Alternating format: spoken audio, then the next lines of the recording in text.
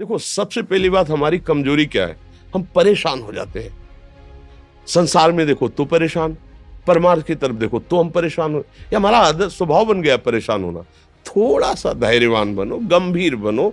कोई इस भारी से भारी विपत्ति में परेशानी स्वीकार करके विपत्ति से थोड़ी निकला जाता। सुलझो, ठीक है, ये विपत्ति आई, समस्या आई, इसका समाधान होगा।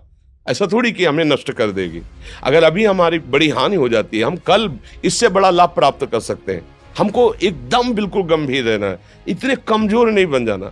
अब वो गए तो क्या होगा, अब वो वस्तु गई तो क्या, पद गया तो क्या होगा।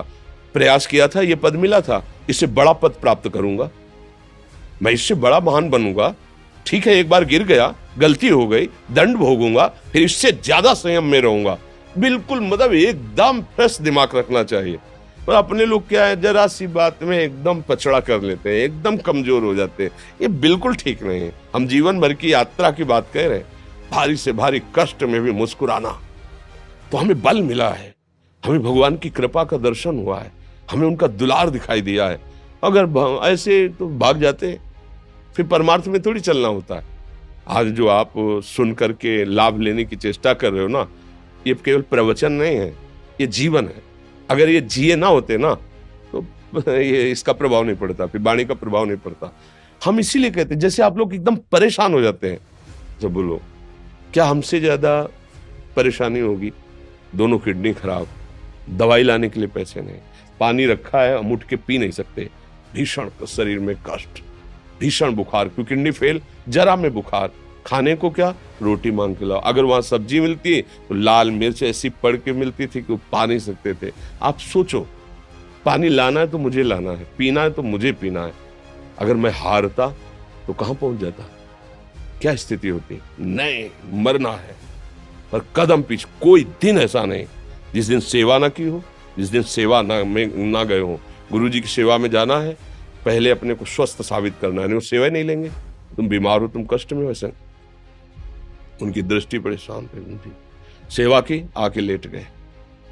फिर हिम्मत की, अपनी श्री जी की सेवा की, मधुकरी नहीं गए, 3-3, 4-4 दिन भोजन नहीं गए, पर सेवा नहीं छोड़ा, दिनचर्या नहीं छोड़ी। और उसका प्रधान कारण संयम, ब्रह्मचर्य, भगवत आश्रय, नाम जप, कभी हारने नहीं दिया। अभी भी थोड़ी देर बाद डायलिसिस शुरू होगा। हारने, आपको हारे हुए नजर आ रहे हैं? शरीर में पीड़ा है, किडनी फेल है, ऐसा थोड़ा हम स्वस्थ बैठे हैं, पीड़ा है, बार बार प्यास लगती है, थोड़ा थोड़ा पानी मिलता है, लेकिन हम आनंदित हैं, हम प्रसन्न हैं, हम लड़ाई में हारे नहीं हैं, ना हारेंगे, हम जीत चुके हैं। हम अपने मालिक के भरोसे में अपना सब बात, तो वो ये हम अपनी बड़ाई नहीं बता रहे, हम आपको बता रहे समस्या। सोचो, तुम्हारे पास तो माँ है, भाई है, बहन है, परिवार है, कोई ना कोई तो है ना। मेरा किसी ने कभी जीवन में ध्यान भी नहीं दिया। क्यों? बचपन से बाबा जी बन गए, किसी से प्यार नहीं, किसी से संबंध नहीं, कोई जानकारी नहीं, हम कहाँ हैं, वो कहाँ है, किसी से कोई मतलब नहीं। अच्छा, जवान साधु कौन श्रद्धा करे? कभी गांव जाने की हिम्मत नहीं पड़ती कि रोटी मांग ले, पता नहीं लोग क्या सोचेंगे, क्या भावना कर ले। हम दरवाजे पे खड़े हैं, क्या कैसी भाव, जो हमारे सामने आकाश वृत्ति से आया यौवन अवस्था में, वही पाया, अन्यथा भूखे रह गए। जब हम हर समय अपने को विवेक के द्वारा सावधान रखे, तो हम कभी निराश नहीं हुए, कभी उदास नहीं हुए, कभी ऐसा नहीं लगा कि यार हम दुखी, कभी नहीं लगा। उसी का फल है कि उस सुख का संकेत मिल गया जहां दुख की निशानी भी नहीं है। वही उसी के बच्चे हो, हम सब उसी धातु से बने हुए हैं।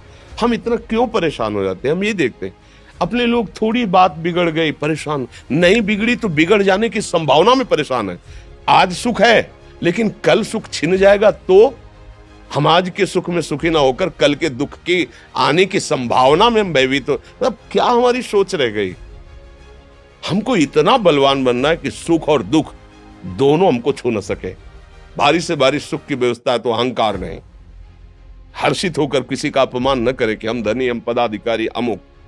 भारी से भारी दुख आया तो हमें किसी के सहयोग की जरूरत नहीं, हम फिर अपने कदम बढ़ाएंगे, हम फिर जुड़ी हुई अपनी भावनाओं को सजाएंगे।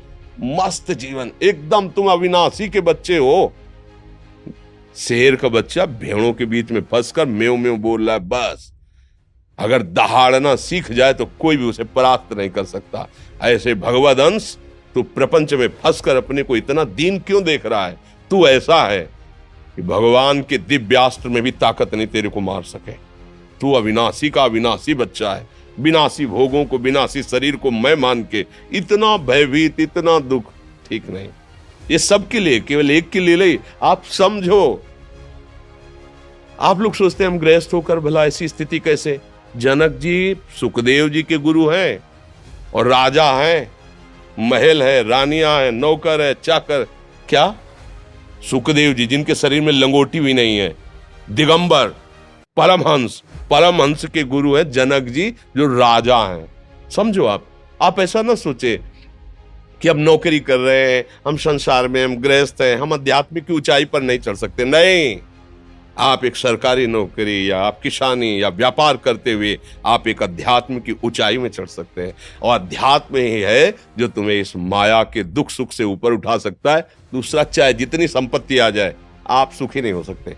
सब देख लो, आंख खोल के देख लो, अध्यात्म ही है जो तुम्हें हर कष्ट सहकर मुस्कुराकर जीने का रास्ता बता देगा कि आप आनंदित हो जाओगे। कुछ नहीं बिगड़ा, अध्यात्म है तो कुछ नहीं बिगड़ा, अध्यात्म नहीं है तो कुछ नहीं बना, कुछ हाथ नहीं लगने वाला।